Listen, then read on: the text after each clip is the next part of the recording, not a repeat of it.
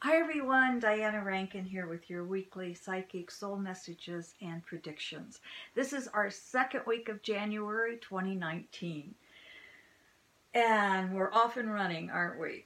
So let's see what we're going to do today. I am going to read to you what Philip gave me as I asked him for our weekly messages and predictions. As I started a few weeks ago, I promised to give you another process from one of my books, Joy.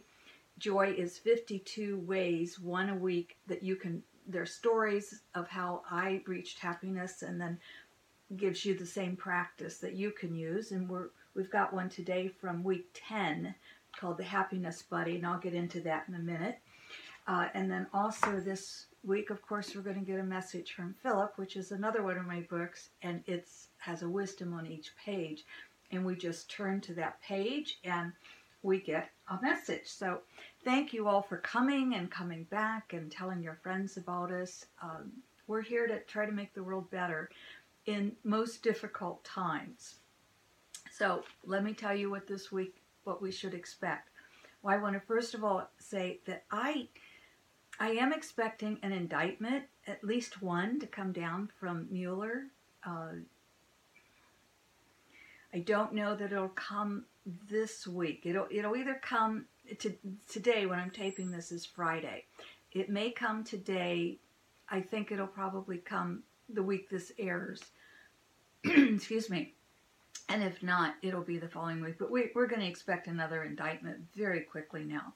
But here's what Philip is telling us. The coming week, biggest surprise is that there will be no surprises. Many in the U.S. were holding their breath for a celebration that won't come yet. Wheels are turning behind the scenes. However, so expect those wheels to go forward rather than to explode. And I think here what he's referring to is the new Democratic majority in the House. Gas prices will rise, but this week they shall stay steady. The U.S. stock market, however, will fall again, which will affect world markets. Now, you've been hearing me say, for some time now, be really careful in stocks. Make sure you're safe, because we're probably within the next several months going to see the stocks continue to go down. I don't think we're in a good stock market right now. This week, it will be important to remember that a methodical and steady pace gets more accomplished than does a rushed, hectic pace. I want to say that's for all of us. That's not just for what's happening politically. The government is going to reopen. I think it will probably happen, if not this week, next week. It can't stay closed. It can't stay partially shut down much longer, because the people are going to rebel if it does. However, that said, there are those in the administration who are misguided, thinking a shutdown will get the wall built. I'm sorry. This is just a racist, play to my base action. There's no good that will come from it. That said, let's talk about creating joy in our lives, because what I want you to know is the only way we're going to change this world. And you've heard me say it, we are in this major transformation period right now, which is why it's so tough. And excuse me, historically, the reason it's so tough, we hear that creation, the first act of creation, is often chaos. And that's because we're holding on to those new patterns and butting up heads. It's not about making America great again. It's about making America great as we go forward, which means working with the world, working with our allies to heal our planet. It means working with the people and what the people want, not what the politicians want, but what the people want. In order for that to happen, we must make our voices heard. And we must remember that regardless of what we look like, what color our hair is or our skin is, We all have the same color of blood, red. And whoever is on the other end, as it was said about World War I, whoever is on the other end of that bayonet, that gun, is also a human being. Let's remember that. We are all human beings. So what can we do when our joy is missing and we want to add joy to our life, not just for the world? Get a happiness buddy. What do I mean by a happiness buddy? Well, I have 3 actually. One lives on the West Coast. One lives here, and she was with me every day. She's like a daughter. She's a wonderful young woman who was every day when I was in the hospital. This goes back several years, that I was in the hospital after a motorcycle accident. I like to say a motorcycle spill, but I didn't get home for a couple of months, so I got hurt. People look at me and they say, "You rode a motorcycle?" Yes, I do. So anyway, it was fun to have that wind in my hair. I loved it. Anyway, she was there, and she was always there with giggles. So and I have a third friend, and we don't always giggle, but we do get together at least once a week. And we try to pull each other up, cheer each other up. And I have a fourth friend that I'm going to meet for lunch later today. And she's the type of woman that if you say I'm down, she will start laughing and get you up. You need a happiness buddy like that. You need someone that you can let go of your worries, not to complain more and more with each other. That's not a happiness buddy, but a happiness buddy who says, I hear you. I hear you. And then you start laughing about it. You may take it to the extremes, but you start laughing about it. So my friends, get a happiness buddy.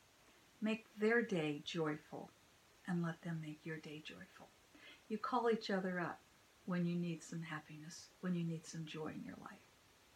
Let's also see what our message this week is from Philip. And thank you all for coming again. Thank you for your comments.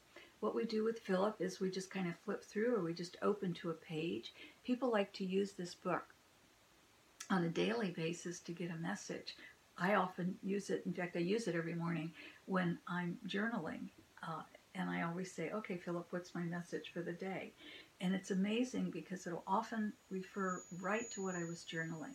And as you notice, it often refers to what we're talking about in our sessions here. So let's just open, think left page or right page, and we open.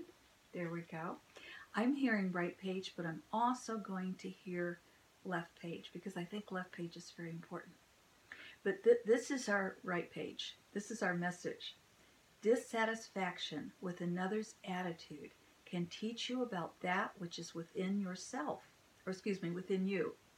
Dissatisfaction with another's attitude can teach you about that which is within you.